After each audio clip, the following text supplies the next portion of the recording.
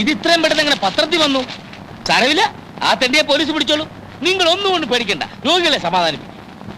ഒന്നുമില്ലെങ്കിലും എന്റെ മോളെ അപ്പാർസിയസ് അല്ലേ, അവൾ രണ്ടരയിൽ പഠിച്ചല്ലേ, അവൾ എത്രയും പെട്ടെന്ന് ഇവിടെ വന്ന് ചാർജ് എടുത്തോളും. പക്ഷേ അതുവരെ രോഗികളുടെ മനോവീര്യം ചോർന്നു പോകാൻ സൂക്ഷിക്കേണ്ടത് നിങ്ങൾ ഓരോരുത്തരെയും. ആശുപത്രി മുതലാളി മാധവൻ തമ്പിയെ അറസ്റ്റ് ചെയ്യുക. അതിന് മാധവൻ തമ്പി എന്ത് വിളിച്ചു? നിങ്ങൾ എന്ന് അവിടെ തടയൂ, ഞാനവിടെ ഇല്ലെന്ന് പറയൂ.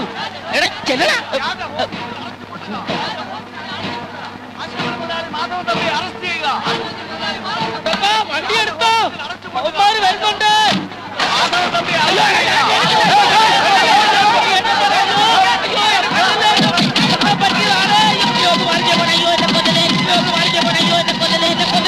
അയ്യോ എന്നെ ആക്ഷേപിക്കില്ലേ? അയ്യോ ഞാന് പാവമാണ്.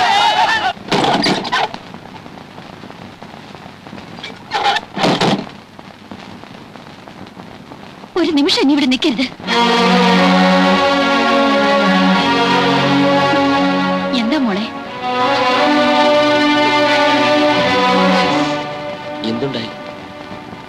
എന്തുണ്ടായെന്ന് പറയൂ.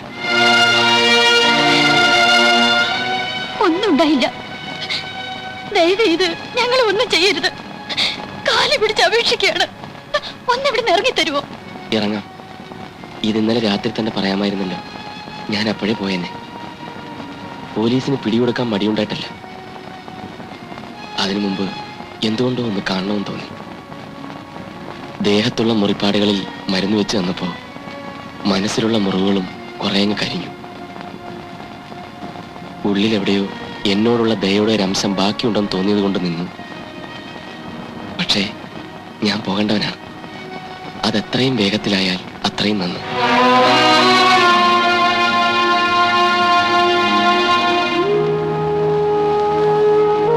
ഞാൻ പോട്ടെ മോനെ.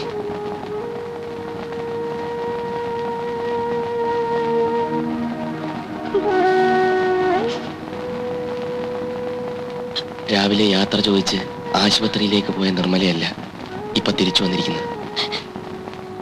ഈ സമയത്തിനുള്ളിൽ എന്ത് സംഭവിച്ചുവെന്ന് വെറുതെ ഒന്നറിയാൻ മാത്രം. അറിഞ്ഞില്ലെങ്കിൽ ജയിലിനകത്തിരുന്ന് ഞാൻ ഇത് തന്നെ ആലോചിച്ചുകൊണ്ടിരിക്കും. ഈ കരച്ചിലിന്റെ അർത്ഥം അറിയാതെ കുഴയും. ഇതിലുണ്ട്, വായിച്ചു നോക്ക്.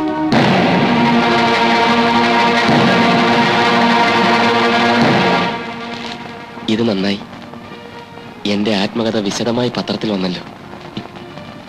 എന്നെപ്പറ്റി ഇനി ഒരു സംശയവും ആർക്കും ബാക്കിയുണ്ടാവില്ല. നിർമ്മല കരഞ്ഞതിന്റെയും എന്നെ പേടിച്ചതിന്റെയും കാരണം ഇപ്പൊ വ്യക്തമായി. പെൺകുട്ടികളെ നശിപ്പിച്ചു കൊല്ലുന്ന എന്നെ ആരായാലും ഭയപ്പെടും. 7 വയസ്സ് തൊട്ട് എനിക്ക് അമ്മയില്ലായിരുന്നു. നിർമ്മലയുടെ അമ്മയുമായി ഏതാനും മണിക്കൂറുകളുടെ പരിചയമേ എനിക്കുള്ളൂ. എങ്കിലും ഒരമ്മയുടെ കാരുണ്യം എനിക്ക് കിട്ടി. നിർമ്മലയെ ഇനി എനിക്കൊന്നും ബോധ്യപ്പെടുത്താൻ കഴിയില്ല. പക്ഷെ അമ്മ അറിയണം. അറിയിക്കാതെ ഈ പടി ഇറങ്ങിപ്പോകാൻ എനിക്ക് കഴിയില്ല.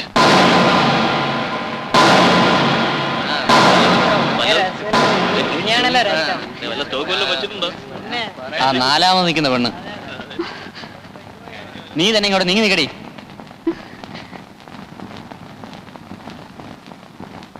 എന്താടി നിന്റെ പേര്? ഗായത്രി. ഏതാ നിന്റെ നാട്?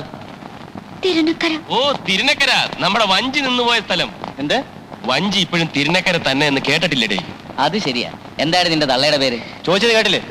പറഞ്ഞു കൊടുത്തേക്ക് മോളെ. ശ്രീദേവി. അമ്മയുടെ പേര് എനിക്ക് ഇഷ്ടപ്പെട്ടു. നിനക്ക് തന്തേണ്ടോടി?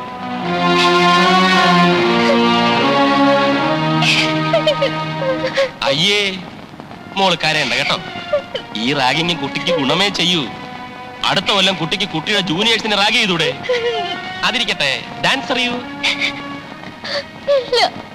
സാരമില്ല, ഞാൻ പഠിപ്പിച്ചു തരാം കേട്ടോ. സ്വല്പ ക്ലാസിക്കലാണേ, വളരെ ശ്രദ്ധിച്ചു നോക്കണം. ആ ഒന്ന് മാറിയുന്നേ, ഒന്ന് മാറിയുന്നേ.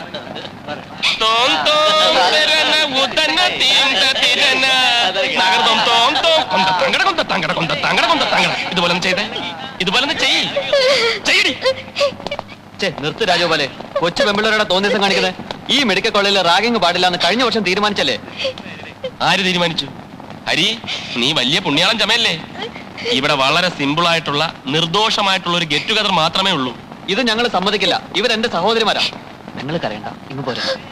ദേ, ഇവിടുന്ന് ഞങ്ങളുടെ അനുവാദമില്ലാതെ പോയാലുണ്ടല്ലോ, താനൊരു ചുക്കും ചെയ്യില്ല. മോള് വാ. ഏ, ഏ, ഏ, നിന്നെ ഞാൻ എടുത്തോളാടി കേട്ടോ. ഒന്ന് പോടാ. അവന്മാരെ ഞാനിന്നൊരു പാഠം പഠിപ്പിക്കും. കുട്ടി വിഷമിക്കണ്ട.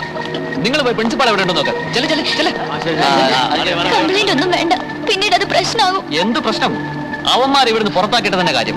എട്ടും പൊട്ടും തിരിയാത്ത പെൺകുട്ടികളെ ഉപദ്രവിക്കാന്ന് വെച്ചാൽ കുട്ടി ധൈര്യമായിട്ടിരുന്നു. ഒന്നും പേടിക്കണ്ടെന്നേ.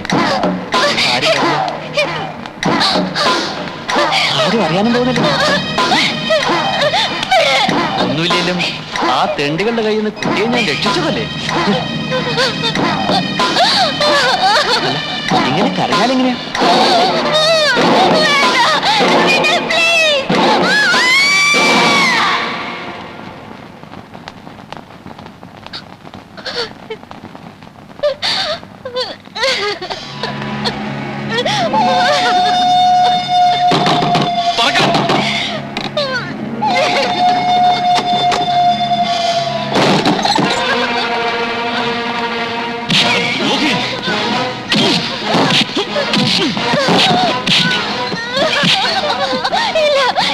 ജീവിച്ചിരിക്കില്ല. കുട്ടി, കുട്ടി അവിടെ നിൽക്കാൻ. കുട്ടി,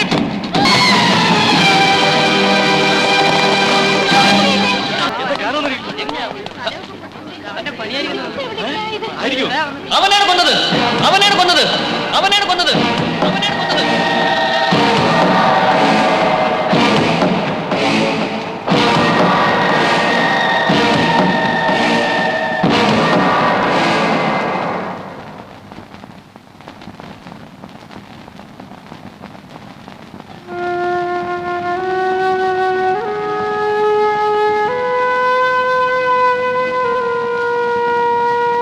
അവന്റെ അച്ഛനിപ്പം മന്ത്രിയാ.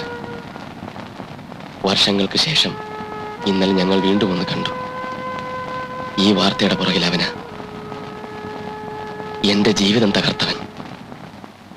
എന്നിട്ടും അവന് മതിയായില്ല. ഒരു ഡോക്ടറാകാൻ കഴിയാത്തതിലുള്ള നിരാശയിൽ നിന്നാവാം ഉപബോധ മനസ്സ് ഒരു വ്യാജ ഡോക്ടറാകാൻ എന്നെ പ്രേരിപ്പിച്ചത്. വീണ്ടും ഒരിക്കൽ കൂടി യാത്ര ചോദിക്കുന്നില്ല. എല്ലാത്തിനും നന്ദി, എല്ലാത്തിനും മാപ്പ്.